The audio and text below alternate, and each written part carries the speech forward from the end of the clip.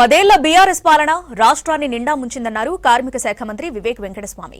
ప్రజాపాలనలో అన్ని వర్గాల ప్రజలకు న్యాయం జరుగుతుందన్నారు. మెదక్ జిల్లాలో పర్యటించిన మంత్రి వివేక్ పలు అభివృద్ధి కార్యక్రమాలకు శంకుస్థాపన చేశారు. ఇందిరమ్మ ఇండ్ల గృహప్రవేశ వేడుకలో పాల్గొన్నారు. కాంగ్రెస్ సర్కారు హయాంలో అర్హులందరికీ పథకాలు అందుతున్నాయన్నారు మంత్రి వివేక్.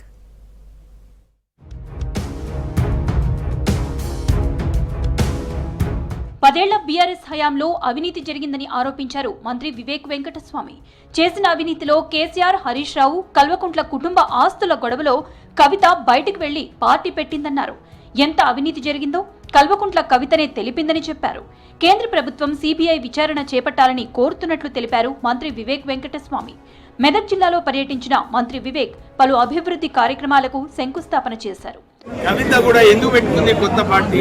టీఆర్ఎస్ హయాంలో 10 సంవత్సరాలు ఏదైతే అవినీతి చేసినారో కల్వకుంట్ల కుటుంబం, వారు ఆ ఆస్తుల గొడవలు, కేటీఆర్, హరీష్ రావు, కేసీఆర్, ఈ ఆస్తుల గొడవలో ఆయన బయటికి వెళ్లి కొత్త పార్టీ పెట్టుకోవడం జరిగింది. టీఆర్ఎస్ హయాంలో ఎంత అవినీతి జరిగిందో దాని గురించి చెప్తుంది. కేంద్ర ప్రభుత్వం ఒక సిబిఐ ఎంక్వైరీ చేసి ఈ ఆస్తుల పైన సరైన ఎంక్వైరీ పెట్టాలని చెప్పి మేము డిమాండ్ చేస్తాం. బీఆర్ఎస్ హయాంలో డబుల్ బెడ్రూమ్ ఇళ్లు ఇస్తామని ప్రజల్ని కేసీఆర్ ప్రభుత్వం మోసం చేసిందన్నారు మంత్రి వివేక్. ప్రజాపాలనలో అర్హులందరికీ ఇందిరమ్మ ఇండ్లు అందిస్తున్నట్లు తెలిపారు. నర్సాపూర్ మున్సిపాలిటీలోని 4, 6 వార్డుల్లో ఇందిరమ్మ ఇండ్ల గృహప్రవేశ కార్యక్రమంలో పాల్గొన్నారు. కాంగ్రెస్ సర్కార్ పేదల కలను నెరవేర్చేందుకు కృషి చేస్తోందని తెలిపారు మంత్రి వివేక్.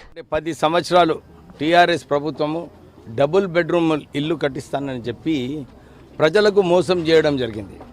కానీ కాంగ్రెస్ ప్రభుత్వము 6 గ్యారంటీలలో ఒక గ్యారంటీ ఇందిరమ్మ ఇల్లు కట్టించాలని ఆ కార్యక్రమంలో ఈరోజు మన నర్సాపూర్లో 3500 ఇల్లులు కట్టుకోవడం జరుగుతుంది. బీఆర్ఎస్ హయాంలో ఆర్టీసీలోని యూనియన్లను రద్దు చేశారన్నారు మంత్రి వివేక్. గత ప్రభుత్వంలో 15 తారీఖు నాడు జీతాలొచ్చేవని, కానీ తాము పవర్లోకి వచ్చాక ఫస్ట్ డేట్కే ఇస్తున్నామని తెలిపారు. నర్సాపూర్లో కళ్యాణ లక్ష్మి, షాదీ ముబారక్ చెక్కులను పంపిణీ చేశారు. తర్వాత అంగన్వాడీ టీచర్లకు యూనిఫామ్స్ పంపిణీ చేశారు. పేదలకు పంపిణీ చేస్తున్న సన్నబియ్యంపై రాజకీయాలు వద్దన్నారు మంత్రి వివేక్. ఆర్టీసీ కార్మికులు వాళ్ళు ఎందుకు పోయినారు స్ట్రైక్ మీద? ఎందుకంటే టీఆర్ఎస్ టైంలో సంస్థలన్నీ కూడా రద్దు చేయడం జరిగింది, యూనియన్ సంస్థలను.